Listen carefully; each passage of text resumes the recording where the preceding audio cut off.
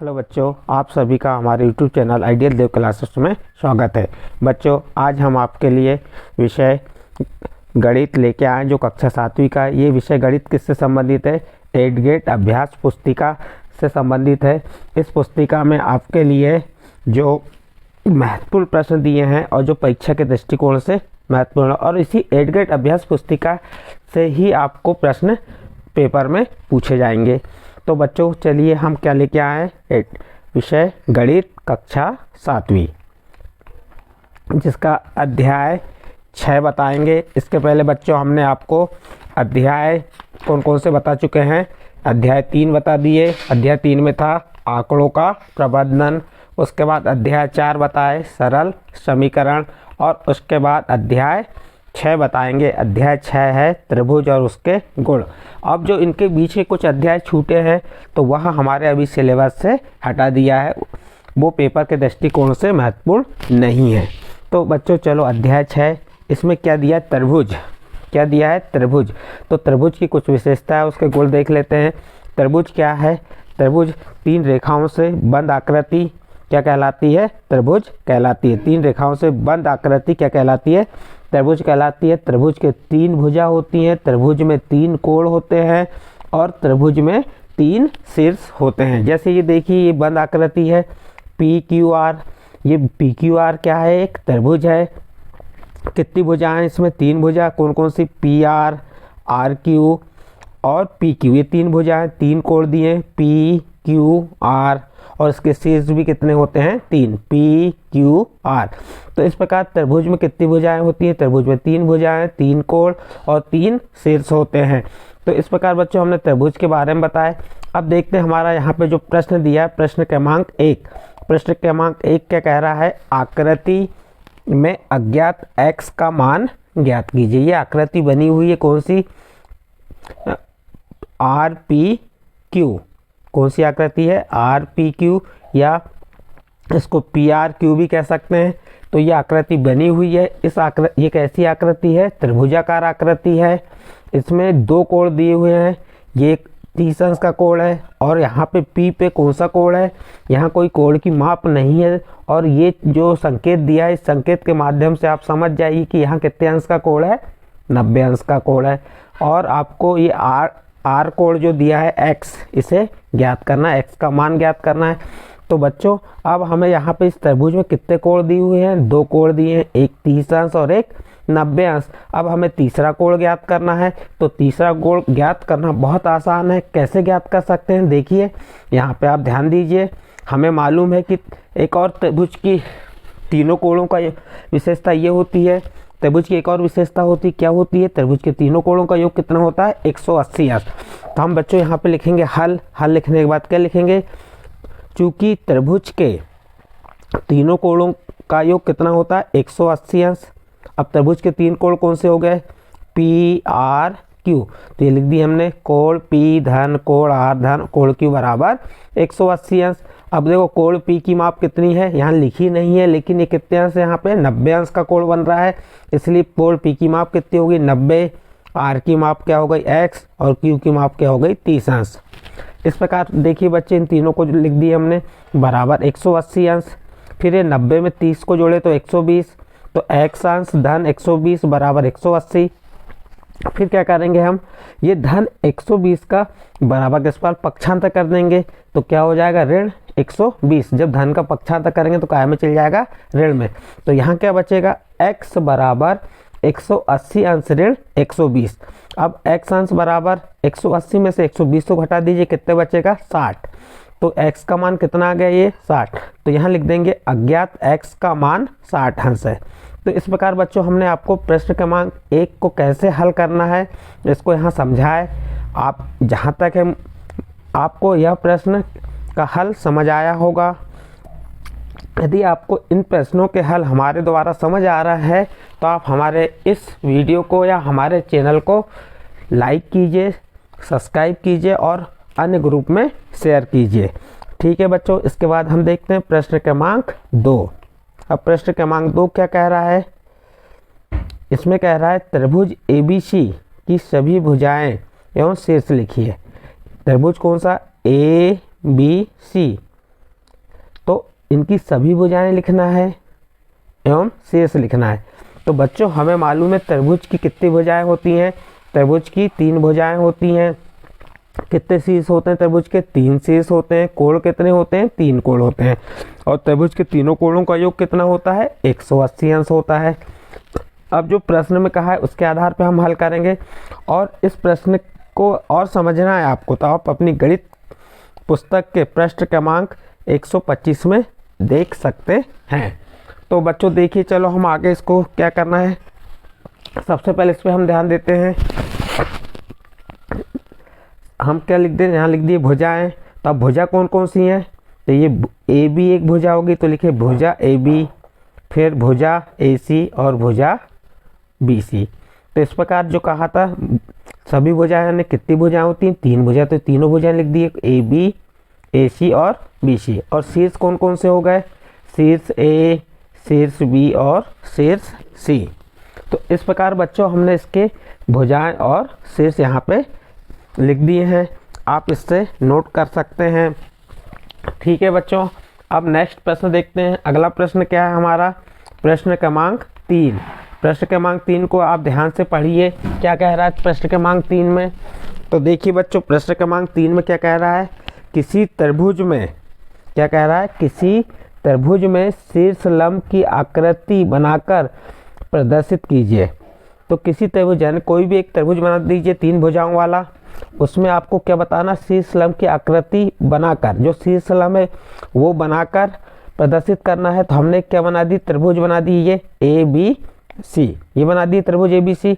और इसका शीर्ष लंब, तो शीर्ष लंब कहाँ से हमने ए से ले लिए, ए से डी से सीधे नीचे 90 अंश का, सीधे बिल्कुल 90 अंश का कोण बनते हुए एक रेखा खींचे, कौन सी, ए डी। तो ये क्या हो गया हमारा शीर्ष लंब की आकृति हो गई। तो यहाँ पे शीर्ष लंब क्या हो गया, ए डी। क्या ए से ही हम शीर्ष लंब खींच सकते हैं क्या, नहीं, बी से भी खींच सकते हैं, बी से यहाँ से सीधे एक यहाँ से डाल सकते हैं, सी से भी खींच सकते हैं। लेकिन हमें त्रिभुज में शीर्ष लंब कैसे खींचना ये आपको हमने यहाँ बताया। और अंत में क्या लिख दी, अतः त्रिभुज ए बी सी में शीर्ष ए से शीर्ष लंब ए डी खींचा गया है। तो इस प्रकार बच्चों आपका ये प्रश्न क्रमांक 3 यहाँ पे समाप्त होता है। इसके बाद नेक्स्ट प्रश्न देखिए, प्रश्न क्रमांक 4। प्रश्न क्रमांक 4 क्या कह रहा है, आकृति खींचकर, प्रश्न क्रमांक 4 में क्या कहा, आकृति खींचकर पुष्टि कीजिए कि समद्विबाहु त्रिभुज में शीर्ष लंब एवं माध्यिका एक ही रेखाखंड हो सकता है। तो बच्चों आप इस प्रश्न की समझ के लिए आपको क्या करना पड़ेगा, आपकी गणित जो है कक्षा 7 की उसके पृष्ठ क्रमांक 126 और 127 हम देख सकते हैं। अब देखो बच्चों हमने यहाँ पे हल लिखे, फिर एक त्रिभुज बना दी हमने ए बी सी, क्या बना दिए, एक त्रिभुज बना दिए। फिर उसके बाद हमने ये लाल इंक से क्या किया, हमने ये एक शीर्ष लंब ए डी खींचे, दूसरा शीर्ष लंब सी एफ खींचे और तीसरा बी ई खींचे। ये 3 शीर्ष लंब खींच दिए। और ये तीनों शीर्ष लंब क्या कहलाते हैं, माध्यिका। देखो ये बीचों बीच से जा रहे हैं, ये सब क्या माध्यिका है, 2 भागों में बराबर भागों में बांट रहे हैं ये, तो ये माध्यिका भी कहलाती हैं। तो अब देखिए हमने क्या लिखे, अतः त्रिभुज ए बी सी में शीर्ष लंब कौन सा हो गया, ए डी, बी ई और सी एफ है। एवं माध्यिकाएं कौन सी होंगी, जो शीर्ष लंब है वही माध्यिकाएं। जैसे शीर्ष लंब हमारा ए डी था तो ये भी माध्यिका हो गई, बी ई है तो ये भी शीर्ष लंब है और माध्यिका, सी एफ ये भी शीर्ष लंब और माध्यिका है। तो इसलिए समद्विबाहु त्रिभुज के शीर्ष लंब और माध्यिका एक ही रेखाखंड हैं। ठीक है बच्चों, इस प्रकार आपका ये प्रश्न क्रमांक 4 यहाँ पे समाप्त हुआ। नेक्स्ट अगला प्रश्न है आपका प्रश्न क्रमांक 5। प्रश्न क्रमांक 5 क्या कह रहा है, पढ़िए। आकृति x, आकृति में x का मान ज्ञात कीजिए। ये एक आकृति बनी हुई है, इसमें किसका मान ज्ञात करना है, हमें x का मान ज्ञात करना है। तो ये त्रिभुजाकार आकृति है, इसके 2 अंतःकोण दिए हुए हैं और एक बाह्यकोण दिया हुआ है। तो देखिए यहाँ पे हम इसको कैसे हल करेंगे। तो सबसे पहले हम लिख देंगे सम्मुख अंतःकोण 30 अंश व 40 अंश है और यहाँ पे बाह्य कोण कौन सा है, x है। हमें मालूम है, क्या मालूम है, सम्मुख अंतःकोणों का योग, जो सम्मुख अंतःकोण होते हैं इनका योग किसके बराबर होता है, जो बाह्य कोण होता है उसके बराबर होता है। तो हमारे सम्मुख अंतःकोण कौन से हैं, 30 अंश और 40 अंश, इन दोनों का योग लिख दिए। 30 अंश इन दोनों का योग किसके बराबर होगा, x के बराबर, और 30 में 40 जोड़ो कितना हो गया 70, तो x बराबर कितना आ गया 70 अंश आ गया। तो हमने किसका मान निकाल लिया, x का मान। अब इसको लिखना कैसे, हम हल लिखेंगे, हल लिखने के बाद क्या लिखेंगे, सम्मुख अंतःकोण 30 अंश व 40 अंश है और बाह्य कोण क्या है x। फिर नीचे लिखेंगे हम अगली लाइन में, सम्मुख अंतःकोणों का योग बराबर होता है बाह्य कोण। सम्मुख अंतःकोणों का योग किसके बराबर होता है, बाह्य कोण के बराबर। और सम्मुख अंतःकोणों का योग तो यहाँ लिख दिए 30 अंश धन 40 अंश बराबर x अंश, और 30 में 40 अंश जोड़े तो कितना हो गया 70 अंश बराबर x अंश। तो x का मान कितना आ गया 70, अतः x का मान क्या हो गया 70। बच्चों इस प्रकार आपका प्रश्न नंबर 5 यहाँ पे समाप्त होता है। इसके बाद बच्चों अगला प्रश्न देखते हैं हम। अगला प्रश्न क्या कह रहा है, ध्यान से पढ़िए। एक त्रिभुज का एक कोण 80 अंश है, एक त्रिभुज का एक कोण 80 अंश है तथा शेष दोनों कोण बराबर हैं। बराबर कोणों में प्रत्येक की माप ज्ञात कीजिए। तो प्रश्न को पढ़ने से आपको समझ आया होगा क्या कह रहा है, एक त्रिभुज में एक कोण 80 अंश है और दो कोण कैसे हैं, बराबर हैं, और बराबर कोणों में प्रत्येक की माप, जो बराबर कोण है उनकी माप हमें ज्ञात करना है। उनकी माप ज्ञात करना है हमें। तो हमें मालूम है कि जैसे आप मान लेंगे जो ज्ञात करना, क्या ज्ञात करना, बराबर कोणों में प्रत्येक कोण की माप क्या मान ली हमने, x अंश। और हमें मालूम है कि त्रिभुज के अंतःकोणों का योग कितना होता है, 180 अंश होता है। तो ये लिख दिया हम, त्रिभुज के तीनों अंतःकोणों का योग कितना होता है 180 अंश। अब त्रिभुज के तीनों अंतःकोण कौन कौन से होगा, एक कोण हो गया 80 अंश हो गया, और दो कोण क्या हो जाएंगे x x, क्योंकि दोनों कैसे हैं, बराबर हैं। तो x धन 80 बराबर 180, x में x जोड़े तो कितना हो गया 2x, फिर धन 80 अंश बराबर 180, फिर 2x को जैसा का वैसा लिखे, फिर बराबर का चिन्ह देखिए, फिर ये 180 और धन 80 का हम पक्षांतर किए तो क्या हो गया ऋण 80। तो क्या बन गया 2x बराबर 180 ऋण 80। 2x बराबर 180 में से 80 घटाए तो कितना आ गया 100।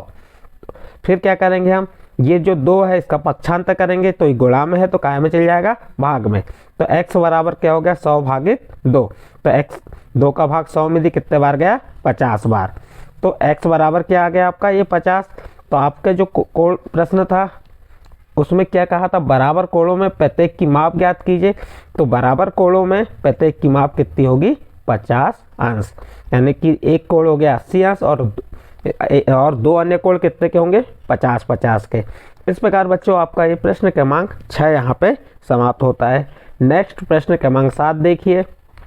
प्रश्न क्रमांक 7 क्या कह रहा है, एक त्रिभुज की दो भुजाओं की माप 12 सेंटीमीटर तथा 15 सेंटीमीटर है। इसकी तीसरी भुजा की माप किन दो भुजाओं के बीच होना चाहिए।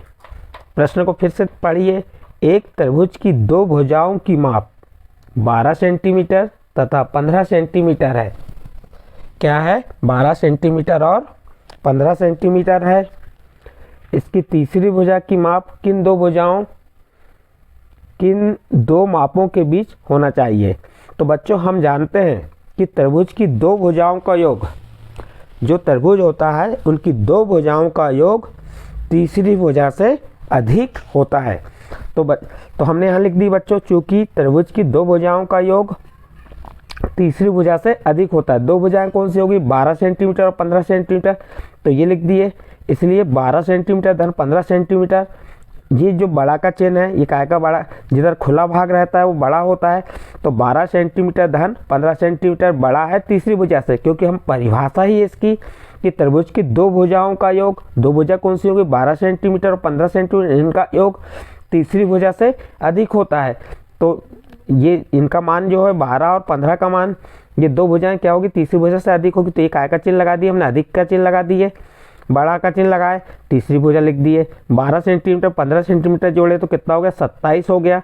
तो 27 बड़ा है किससे तीसरी भुजा से, फिर देखिए इसके बाद फिर इसके बाद हम जानते हैं कि किन्हीं दो भुजाओं की लंबाइयों का अंतर, किन्हीं दो भुजाओं की लंबाइयों का अंतर तीसरी भुजा से कम होता है। किन्हीं भी दो भुजाओं की लंबाइयों का अंतर तीसरी भुजा से क्या होता है, कम होता है। अब देखिए अंतर निकाल लेते हैं। दो भुजाएं कौन सी हमारी, 15 सेंटीमीटर 12 सेंटीमीटर। 15 सेंटीमीटर से 12 सेंटीमीटर घटा देंगे, अंतर यानी क्या होता है, घटाना। 15 सेंटीमीटर से 12 सेंटीमीटर घटाए तो कितना आ गया, 3 सेंटीमीटर। तो 3 सेंटीमीटर छोटा है किसी तीसरी भुजा से, तो अब इसे हम लिखेंगे कैसे, यहाँ देखो 3 सेंटीमीटर छोटा है तीसरी भुजा और तीसरी भुजा छोटी है किससे, 27 सेंटीमीटर। अतः तीसरी भुजा 3 सेंट, जो हमें प्रश्न में ज्ञात करने को कहा था, क्या ज्ञात करने को कहा, तीसरी भुजा की माप किन दो मापों के बीच होना चाहिए। तो हम लिख देंगे अतः तीसरी भुजा 3 सेंटीमीटर और 27 सेंटीमीटर के बीच होनी चाहिए। बच्चों इस प्रकार आपका प्रश्न क्रमांक 7 यहाँ पे समाप्त होता है। नेक्स्ट प्रश्न है आपका, एक त्रिभुज की भुजाएं 3 सेंटीमीटर 4 सेंटीमीटर और 5 सेंटीमीटर लंबी है। निर्धारित कीजिए कि क्या वह एक समकोण त्रिभुज है। अब समकोण त्रिभुज की विशेषता क्या है, समकोण त्रिभुज की विशेषता यह है कि उसमें कर्ण का वर्ग अन्य दो भुजा के वर्गों के योग के बराबर होता है। जैसे एक समकोण त्रिभुज लेते हैं हम, क्या ले लिया हमने, एक समकोण त्रिभुज लिए, ये ले ली हमने एक समकोण त्रिभुज। इसकी हमें ये सिद्ध करके बताना है कि यह समकोण त्रिभुज है या नहीं। प्रश्न है, एक त्रिभुज की भुजाएं 3 सेंटीमीटर 4 सेंटीमीटर 5 सेंटीमीटर लंबी है, निर्धारित कीजिए कि क्या वह एक समकोण त्रिभुज है। तो हमको ये बताना है कि ये 3 भुजाएं दी हैं, 3, 4 और 5 सेंटीमीटर से बनी जो त्रिभुज है वह समकोण है या नहीं। तो सबसे पहले हम क्या करेंगे बच्चों, जो तीनों भुजाओं के वर्ग निकाल लेते हैं। जैसे हमने किसका वर्ग निकाल दिया, 3 का वर्ग। 3 का वर्ग यानी कि 3 गुणित 3, 3 का गुणा कितने बार, 2 बार। 3 का 3 में गुणा किए 9। इसी प्रकार 4 का वर्ग निकाले तो 4 गुणित 4 बराबर क्या हो गया, 16। 5 का वर्ग निकाले 5 गुणित 5 बराबर 25। अब जो दो छोटी भुजाओं का योग तीसरी भुजा के योग के बराबर है या नहीं, ये चेक कर लेते हैं। तो देखो दो छोटी भुजाएं, 3 का वर्ग और 4 का वर्ग, 3 का वर्ग 9 और 4 का वर्ग 16, इन दोनों को जोड़े तो कितना हो गया, 25 और 5 का वर्ग 25। तो क्या हो रहा है, दो छोटी भुजाओं और एक बड़ी भुजा का योग कैसा आ रहा है, बराबर आ रहा है।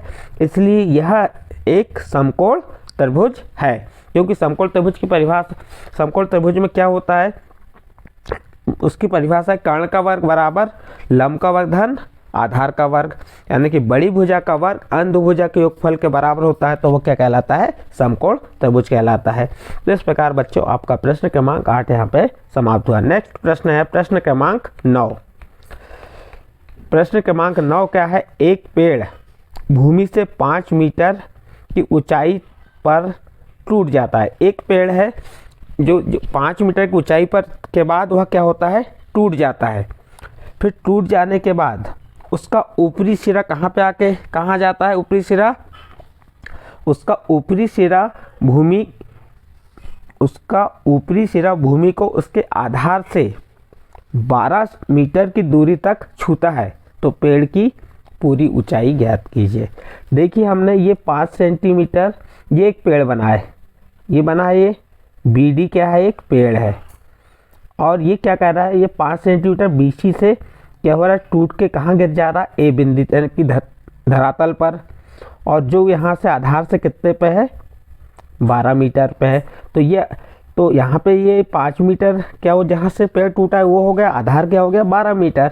तो अब ये क्या बना रहा है, एक समकोण त्रिभुज बना रहा है। यहाँ पे क्या बन रहा है, एक समकोण त्रिभुज कौन सा बन रहा है, ABC बन रहा है।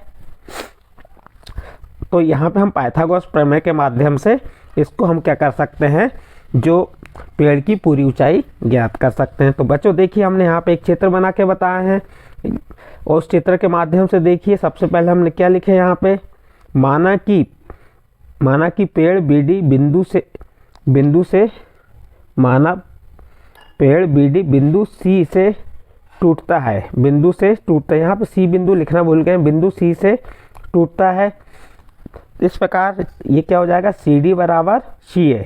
जब ये CD टूट के गिरा तो क्या बन गया, CA। अब ये समकोण त्रिभुज कौन सा ले लिए, ABC में। इसमें क्या लगा देंगे, पाइथागोरस प्रमेय। पाइथागोरस प्रमेय क्या है, कर्ण का वर्ग बराबर लंब का वर्ग धन आधार का वर्ग। हमारी पाइथागोरस प्रमेय क्या है? कर्ण का वर्ग बराबर लंब का वर्ग धन आधार का वर्ग। पाइथागोरस प्रमेय किसने बनाया? पाइथागोरस ने ही बनाया है और अपने नाम पे उसने उसका नाम दिया पाइथागोरस प्रमेय। अब यहाँ पे ये जो भुजा है ये सीधी खड़ी, ये लंब कहलाती है, ये आधार कहलाती है और ये क्या कहलाएगी? AC क्या कहलाएगी? कर्ण कहलाएगी। तो हमने लिख दी कर्ण बराबर क्या हो गया? AC, लंब बराबर BC और आधार AB। अब देखिए यहाँ पे AC का मान मालूम है क्या? नहीं, AC का मान नहीं मालूम। बराबर BC का मान कितना है? ये BC बराबर 12 मीटर और सॉरी BC बराबर 5 मीटर है, या हम यहाँ पे लंब जो है हमारा 5 मीटर है, यहाँ 5 लिखना था, और आधार AB कितना है? 12 मीटर। उसके बाद AC का वर्ग बराबर 12 का वर्ग क्या हो गया? 144 और 5 का वर्ग 25। ये थोड़ा सा यहाँ पे लिखने में हमने BC का मान कितना है? 5, तो BC के नीचे 5 लिखना था और AB के नीचे 12 लिखना था। तो इससे प्रभाव कुछ नहीं पड़ेगा, आपका आंसर वही आएगा। AC का वर्ग तो 12 का वर्ग 144 धन 5 का वर्ग 25। तो AC वर्ग बराबर 144 में 25 को जोड़े तो 169।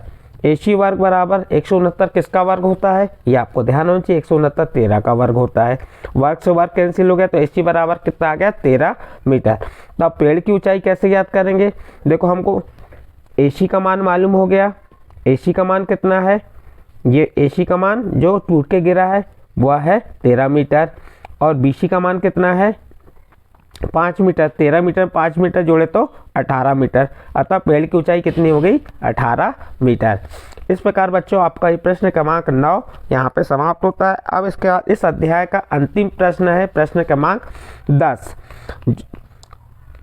अब देखिए ये प्रश्न आपके कंपटीशन एग्जाम या अन्य परीक्षाएं जो होती हैं 9वीं 10वीं सभी के लिए महत्वपूर्ण है। ये प्रश्न बहुत इंपॉर्टेंट प्रश्न है। अब बच्चों हम प्रश्न क्रमांक 10 करेंगे। प्रश्न क्रमांक 10 करने से पहले बच्चों आपको यदि हमारा वीडियो पसंद आता है या हमारे चैनल के जो वीडियो हैं पसंद आते हैं तो आप इसे लाइक कीजिए, सब्सक्राइब कीजिए और अन्य ग्रुप में शेयर कीजिए। ठीक है बच्चों। अब देखिए प्रश्न क्रमांक 10 क्या कह रहा है? किसी त्रिभुज के तीनों कोणों में 1:2:1 का अनुपात है। त्रिभुज के तीनों कोण ज्ञात कीजिए। त्रिभुज का दोनों प्रकार में वर्गीकरण कीजिए। बच्चों इस प्रश्न की समझ के लिए आप गणित कक्षा 7 के पृष्ठ क्रमांक 132, 133 और 125 देख सकते हैं।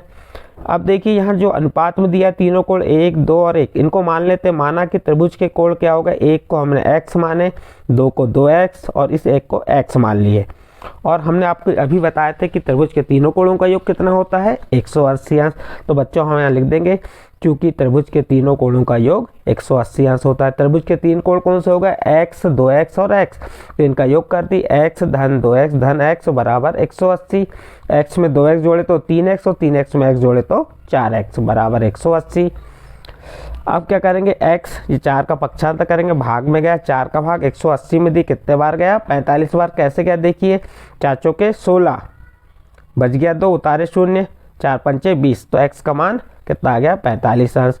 अब देखिए यहाँ त्रिभुज के तीन कोण, एक कोण हो गया x तो x बराबर 45, दूसरा कोण 2x तो 2x बराबर 2 गुणित x का मान 45 रखे तो कितना हो गया? 2 गुणित 45 बराबर 90 अंश। और तीसरा कोण हो गया x बराबर 45 अंश। तो इस प्रकार त्रिभुज के तीनों कोण हो गए। एक कोण हो गया 45, एक 90, एक 45। अब तीनों को जोड़ के देख लीजिए, 45 में 45 जोड़े 90 और 90 में 90 जोड़े 180 अंश। यानी त्रिभुज के तीनों कोण कितने आ गए? 180 अंश के आ गए, यानी कि हमारा उत्तर सही है। अब अगला यहाँ पे क्या कहा था इसमें कि दोनों के प्रकार बताइए, त्रिभुज का दोनों प्रकार में वर्णन कीजिए। तो ये कैसे होंगे? समकोण त्रिभुज होंगे। क्यों होंगे समकोण त्रिभुज? क्योंकि इसमें एक कोण 90 अंश आ रहा है। और दूसरा क्या होगा? समद्विबाहु त्रिभुज होगा। अब ये समद्विबाहु त्रिभुज क्यों होगा? क्योंकि इसके दो कोण कैसे हैं? बराबर है। हमें मालूम है समद्विबाहु त्रिभुज की सम्मुख भुजाएं कैसी होती हैं? बराबर होती हैं, तो उसके सम्मुख कोण भी बराबर होते हैं, इसलिए क्या होगा? समद्विबाहु त्रिभुज होगा। इस प्रकार बच्चों आपका ये प्रश्न क्रमांक 10 यहाँ पे कंप्लीट होता है। प्रश्न क्रमांक 10 कंप्लीट होने के बाद बच्चों आपको आने वाला अध्याय जो है वो बताएंगे। आने वाला अध्याय त्रिभुज, अध्याय 7 त्रिभुज की सर्वांग साम्यता आपको समझाएंगे। तो बच्चों, यदि आपको हमारा यह वीडियो पसंद आया या हमारे द्वारा जो समझाए गए प्रश्न हैं यदि आपको समझ आए हैं तो हमारे चैनल को सब्सक्राइब कीजिए, लाइक कीजिए और अन्य ग्रुप में शेयर कीजिए। ठीक है बच्चों।